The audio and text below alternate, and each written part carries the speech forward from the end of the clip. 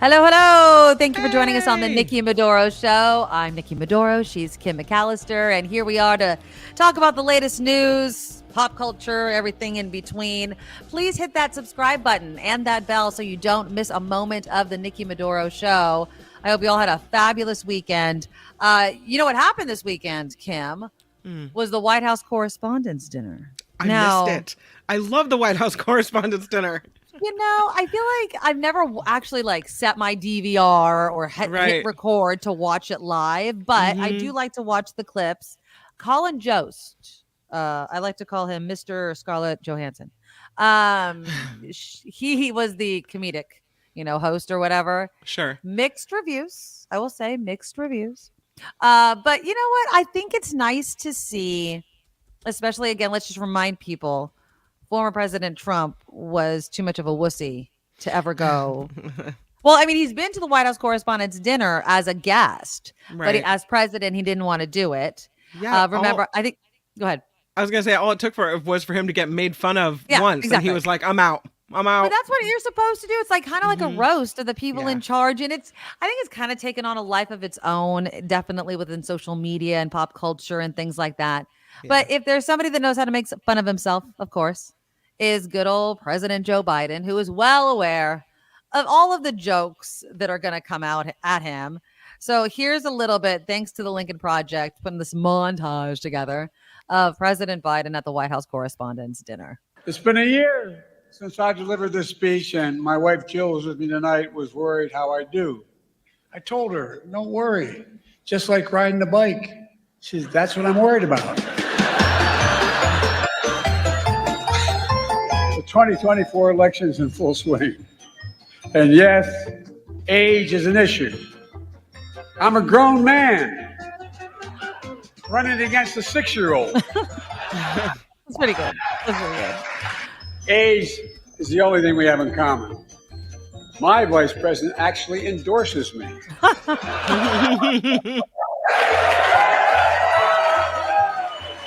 To all my friends in the press and Fox News, some of you complain that I don't take enough of your questions. No comment.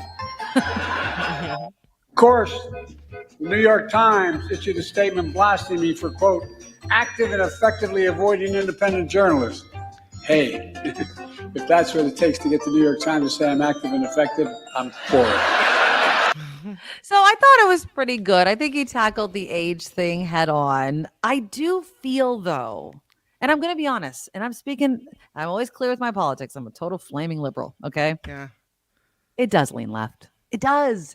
And I think that's because of Donald Trump. I really, really do. I think that when George W. Bush was president, he was able to handle, the roasts and all that sort of thing. But I think in recent years, especially during the President Trump, and I will even say before that with Obama, because when Donald Trump made himself a candidate, it definitely started to skew where it was just so easy to make fun of Trump. He was so sensitive. He couldn't laugh at himself. He could never make a self-effacing joke. It was one of those things where he makes it too easy on the roaster. It's like you're going to cry over everything. And so it does seem, especially if you go back and I'm not going to play all of it, but Colin Jost's jokes very much skewed, just at least the ones I saw. Because again, I didn't watch the whole entire thing. The ones that were making the rounds on social media, very much skewed left. It was not, you know what I mean? They'd roast Biden about his age, but it was just like Colin Jost, I think at one point, laundry listed all of the, charges against former President Trump. And then he's like, and it's a tie? Something to that effect. It's like, it's bonkers, dude, right? It's crazy. But this is what I also think feeds into the narrative of this kind of deep state. Everybody's against the Republicans. Wham, wham, wham. They bring it on themselves, though, Kim. They just do. They bring it on themselves. I'm kind of two minds of this whole thing. I mean, I personally enjoy it, but I wonder if making those kind of cracks about your opponent is beneath the president of the United States. Should he have other people do that? Which is kind of what has been happening, right? He needs to raise himself at a different level. Although, there's something I think that speaks to more intelligence to me, of being more self-aware, when someone can have self-deprecating humor and doesn't take themselves too seriously. And I feel like if you're uptight like Trump and you don't come because you got offended once, then you don't have that ability to just kind of go with the flow and be more, I don't know, be smarter about things and not, be all uptight all the time. Well, and I mean, there are things that, you can make fun of Biden about. I don't think, and the age is just it's such low apples, right? It's like, it's such easy pickings. But I mean, there are major things going on. You can make fun of them about, grocery prices if you want to. You could, the protest, that's what people are also pointing out. This one guy with a straight face was, I think it was on with CNN. And it's something to the effect of all this they're not showing all these protests about, obviously pro-Palestinian protests happening outside the White House Correspondents Dinner. And Dana Bash said something to the effect of, "Oh no, I was there. We were reporting on it." And he's like, "Well, I didn't see it." And she's like, "No, you were inside drinking," because he was at the Correspondents Dinner. So it's just like it's the whole thing. It's false narratives to kind of gin up an opinion or a topic or an issue that's not fully based in facts, right? Just like that guy. It's like, no, of course we covered the protests. It's just like, Kim, anytime you see somebody post on social media like the news media isn't covering this, and then shows like a picture that they pulled off the internet from a newspaper article or something like that, it's like the media is covering it. Change your algorithm on your Facebook page or something like that, and you'll probably see more of that. I see all the news. I hunt out the news. It's just a little bit of effort. It's really not that hard. So for people to act like it's just not being covered is complete bollocks, as they say. I have a picture of Scarlett and Colin at the. There they are. Yeah. They're a pretty good-looking couple. They are a very good-looking couple. I think he likes the wacky tobacco a bit. I remember one of the last things I saw them at, I think he was like stoned out of his mind. Oh my God. And like there's a point where Scarlett like looks at him, she's like, "Are you okay?" Like he was just kind of dazed on doing like, the red carpet or whatever. And he's like, "Yeah," he was made fun of, I think on SNL the next day about it. They're like, "Were you okay?" He's like, "What? Oh, Lord. I shouldn't have eaten an edible right before I went on the red carpet. What are you talking about?" Or something like that. But they're a very good looking couple. It's kind of like, and she doesn't have any kids, right? I don't think they have kids. Does Scarlett Johansson have children? I don't know. Google that. I don't think she does. I don't know how old she is, but they're. I bet if and when they do have children, they're going to be very good looking children. Yeah, indeed. they will be. She does. Oh, she does. Well, I don't know about this. Apparently. Well, I don't know. This is from lifeandstylemag.com. And I don't know. I've never heard of that before. Apparently, she welcomed her first child, daughter Rose Dorothy, with her ex-husband Romain Duriak, and later gave birth to baby number 2, son Cosmo, with current husband Colin Jost or whatever his name is in 2021. Yeah. All right. I guess I missed her pregnancy. Congratulations to them. Probably daughter and a son. There you go. There you go. Congratulations to the happy couple. Rose and Cosmo. Rose? I like Rose. Yeah. There should be Jack and Rose now with the Titanic. Anyways. Oh, my God. All right. Well, let's move it to Donald Trump. Tomorrow, the hush money trial begins again. There's no trial today. It's going to continue also. So Tuesday, Thursday, and Friday. And NBC was reporting this gives Trump the chance to make campaign stops in Michigan and Wisconsin on Wednesday. Fabulous. It's just, with the gag order decision still coming, I guess there's in the Arizona case, details could emerge reportedly about the charges against Mark Meadows and former lawyer Rudy Giuliani.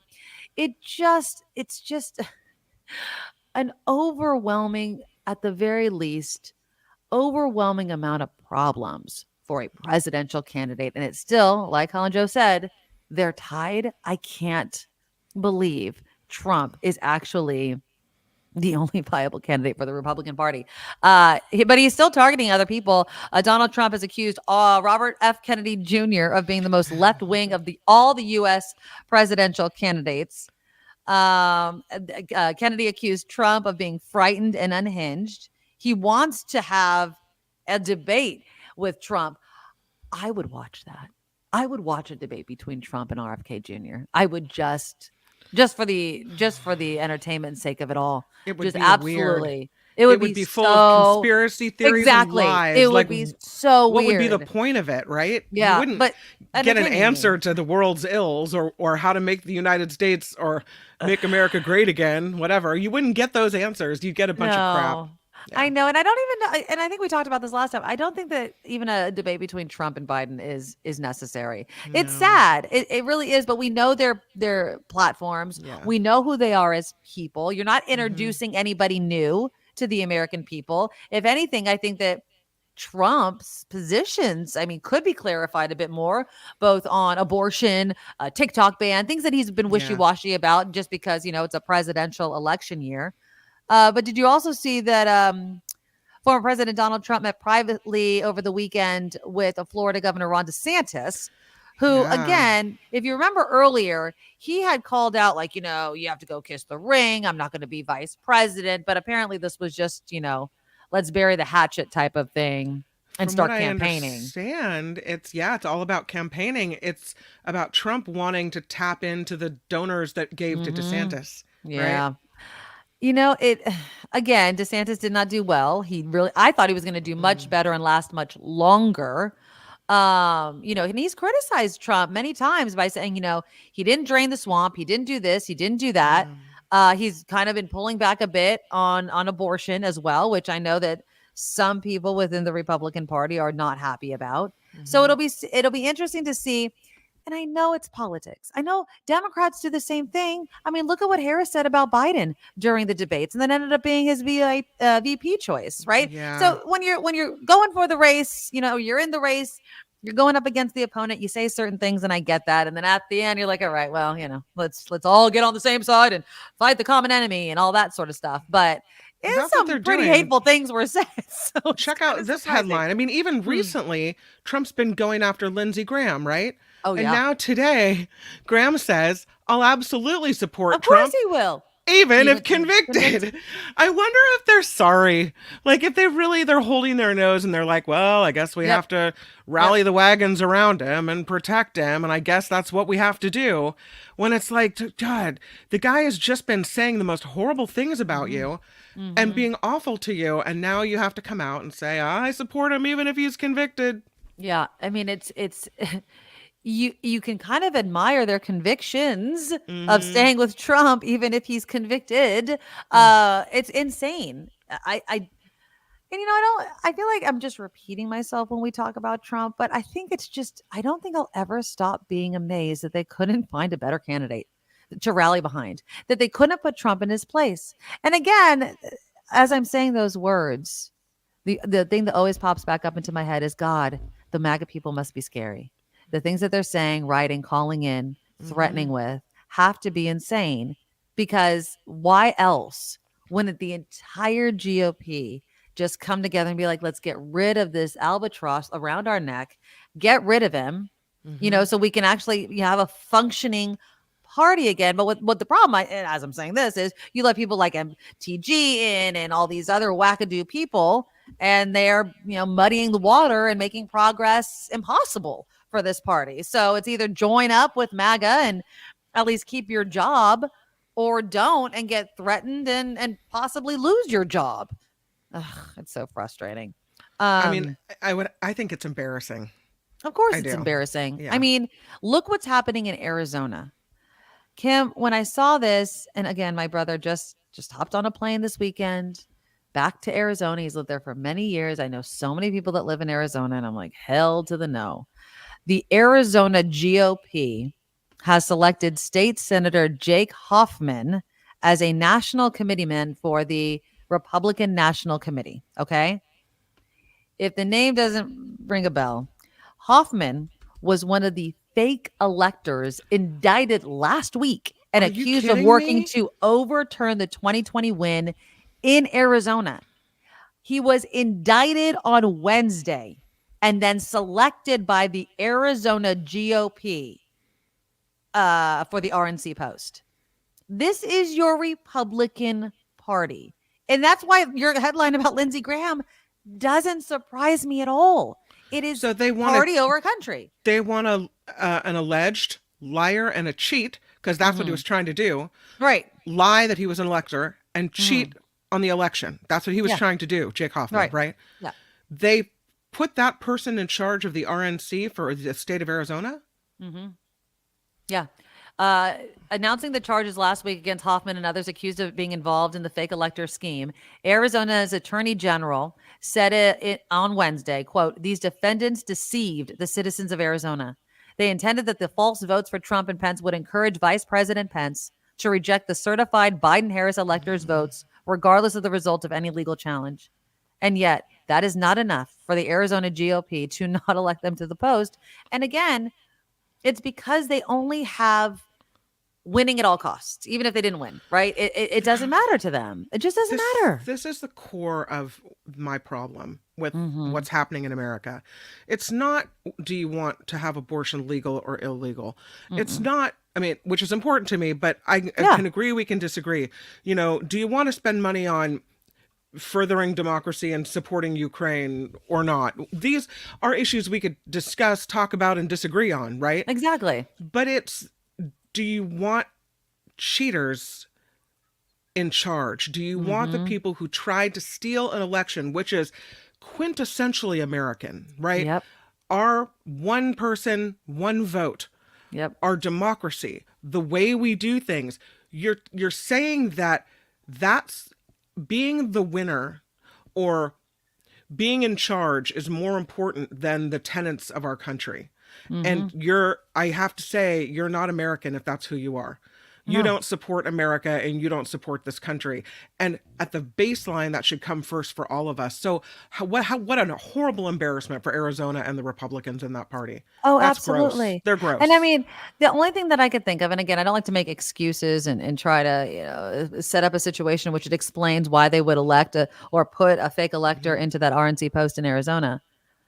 But it's what Donald Trump, I think, has tried to do, which is undermine confidence in our voting system. And so I'm sure in at least some small circles, the conversation is, well, the Democrats are stealing elections. They're cheating, so we have to play their game. You know what I mean? Like, that's the only other thing I could think of is you've convinced these people that they have to cheat. Because if you're on one hand screaming at the top of your lungs that they're cheating while you are literally cheating, and you know you are, like you know you're lying. You know, this Hoffman guy knew he was lying. Fake electors. Show me the fake electors for the Democrats. Exactly. Show me a case where there was a Democrat that tried to steal the election. You know, show me in a big way like this that there was a big effort to riot, to stop governmental proceedings about elections. Show me the proof, and I will agree with you. Right. And I will say, they should you're be right. indicted It happens on both sides. But exactly. it doesn't happen on both sides. Exactly. No. Exactly. And it's just, again, it's this, I'm going to yell and scream and project onto the Democrats what I, as a Republican, are doing. Right. Yeah. And it's total BS. And I think, honestly, I really hope that more Americans, and I have faith that more Americans are seeing through the BS as it just becomes so blatantly obvious, right, that they're full of crap. One more Republican story that I still can't believe. That, though, what you just talked about with this Hoffman now in charge of the RNC in Arizona, that shows that it's not just a problem at the top of the party, that it goes all the way down. Oh, yeah. They have that's big how problem. It starts. Yeah. They have a huge problem. I mean, they're screwed. Absolutely. And I like that you brought that up because that's what they're trying to do. They're trying to not even take it to the state level. They're trying to go to the local level, the school boards and all that. That was the whole thing. But again, when you continue doing this nonsense, and we saw the whole peak of people protesting at school board meetings and people being threatened, all of a sudden those people started running for true office again, and they were not winning because people don't like it. They see through that crap. And they're like, no, this is ridiculous. What are you doing? What, trying to ban books and arrest librarians, right? And it goes all the way up. Wait a minute. We're going to have fake electors. And the guy that wanted to be a fake elector now wants to run the RNC in our state. Our own attorney general is calling this person deceitful. And we as a political party still think that's okay. What does that say about us? And what if you're wackadoo? What if you're a normal, like, regular Republican who doesn't subscribe to all this crap? Right. And now this is your party and you're looking at this and this is the guy, the fake elector leading your party. Yeah. Now what do? You're losing your mind. Do you vote for RFK Jr.? Is that what you do? I don't know what you do. Yeah, it's tough. It's it's just really hard to figure out how to be a Republican in 2024 and want, a Congress to work to get stuff done. But it takes a level of maturity that I don't think that this political party is really fostering in people. And so that's also the problem. But Kristi Noem, who apparently is on a short list for possible VP people for Donald Trump, she has made quite the admission in this book. It's called No Going Back. And there's a part of the book that she's, I guess, doubling down on and saying, you know what? I followed the law. I acted as a responsible person, blah, blah, blah. So in her book, it's called, again, No Going Back. Kristi Noem explained how she shot her 14-month-old dog named Cricket. She described Cricket as, quote, less than worthless due to aggressive behavior. Now, you know this, Kim. I know this. Anybody that's in the media, in radio and television knows people are very sensitive about animals. If there's an animal story, I mean, you might think it's the fluffiest story in the whole world. Who's going to watch this? Oh my God, everybody loves it. Cat videos, dog videos. I'm obsessed with golden doodle videos. Like I will so now all of a sudden, you take a golden doodle on camera that looks like my nugget. I am watching that thing a million freaking times, right? Now, I'm positive that dog lovers, or even not even dog lovers, if you just are a human being, read Noem's description of this, you're going to be like, what in the hell is she not only talking about, but like it kind of seems like she's proud of it, if that makes sense. You know what I mean? Like it kind of seems like she's using this story as a parallel to being in politics. Like you have to do the hard things sometimes. And it's like, and I do the hard things myself.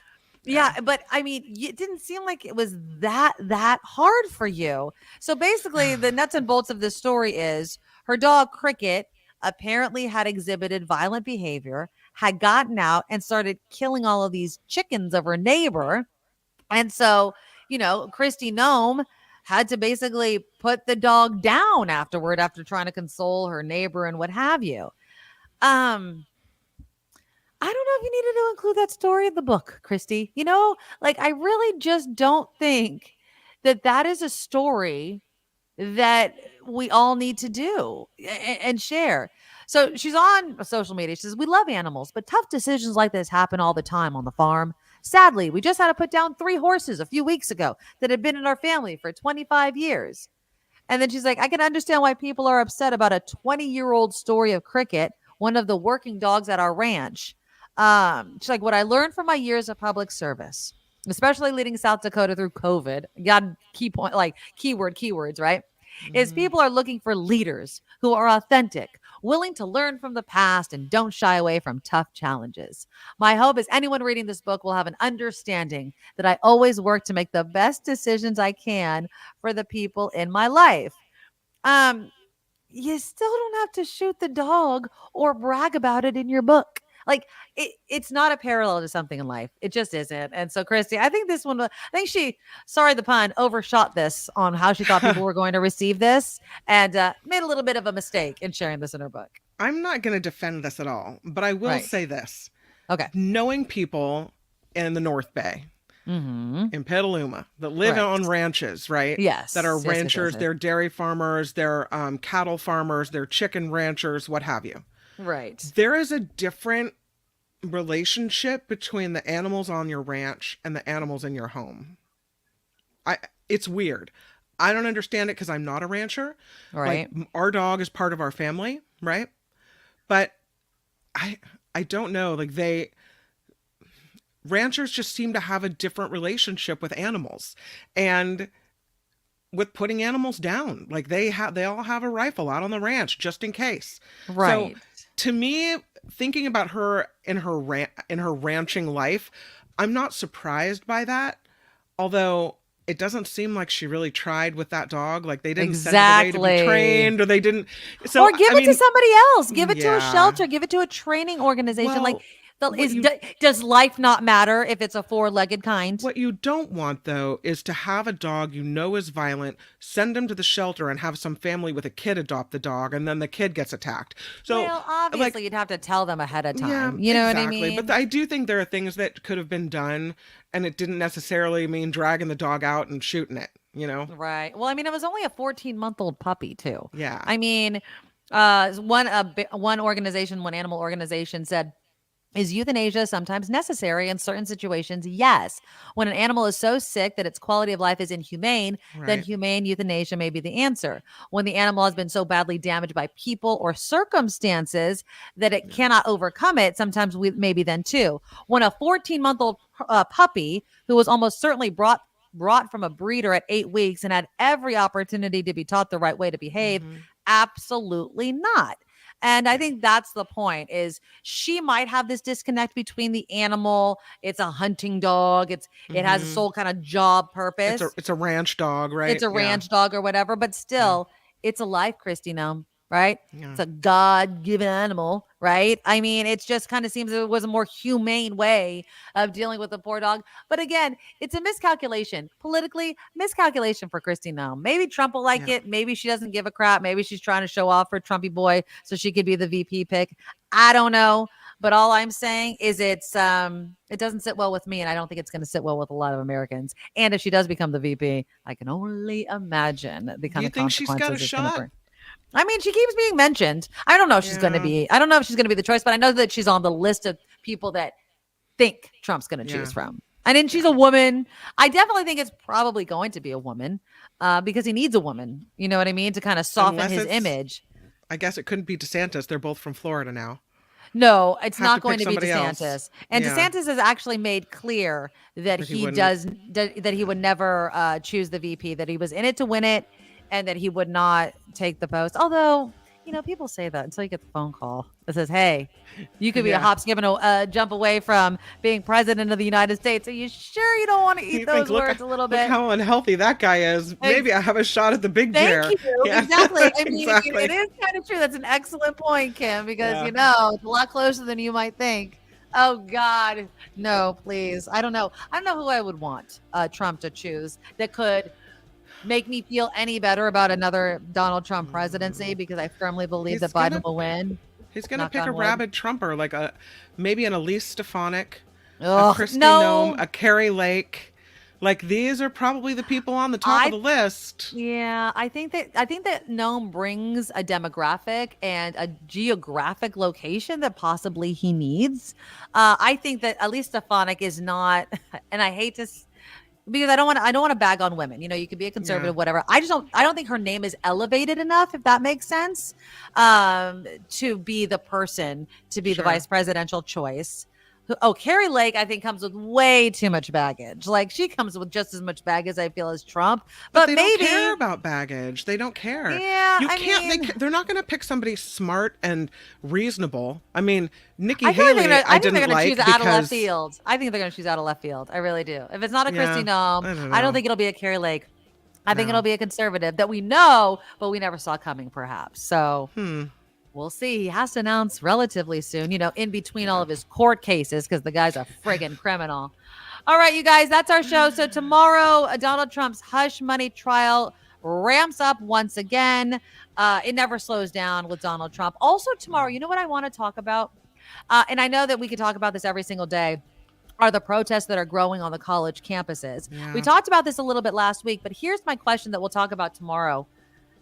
Should students who are exercising their First Amendment right to protest be covered from the consequences of being suspended for said protests? Should they face the consequences? If you're willing to do the protest and lay, your life and possible future on the line, should they also be forgiven of those rules that they are breaking and not be suspended and kicked off campus?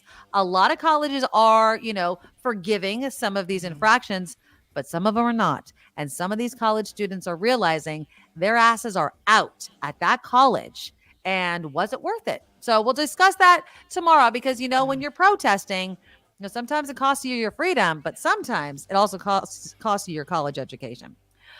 Please consider donating to the Nikki Maduro Show. We love you guys. We want to continue doing this show. So besides putting a thumbs up and making sure you are subscribed and you hit that bell, please become an official Madorable by signing up for our Patreon. It's very easy to find. Just go to thenikkimaduroshow.com, thenikkimaduroshow.com. You could donate any amount you can afford one time per month. If you could bump up your donation, please do that as well, because we really need the donations to keep this show going. PayPal is also an option. I know some of you love it. Just go to paypal.com, hit the send button, and then put in the email address, thenikkimaduroshow@gmail.com. And you guys send me some photos of you enjoying our sponsors' sauces, Auntie Tabby's Island Flavors. I know so many, and thank you guys so much for buying. Many of you buy the 3-pack. It's the hot sauces, the hibiscus, and the pineapple hot sauce, and the guava barbecue sauce. You just get the pack. It comes all together deliciousness. So please support our sponsor and send us pictures of you enjoying the food, because I love to see the food. Just go to AuntieTabby's.com/Nick Kim, NIKKIM, or Nikki M, or you can put that in as the coupon code Nikki M, and you'll get 10% off every single time you order. So thank you guys so very much. We will be here tomorrow. Thank you so much. Have a fabulous day. Stay here for Mark Thompson and the After Party Live. Mwah. Bye-bye. Bye. Nikki, you're all so awesome. You're proud, like a beautiful blossom. You're also the best. I really can't rest. You're all so awesome.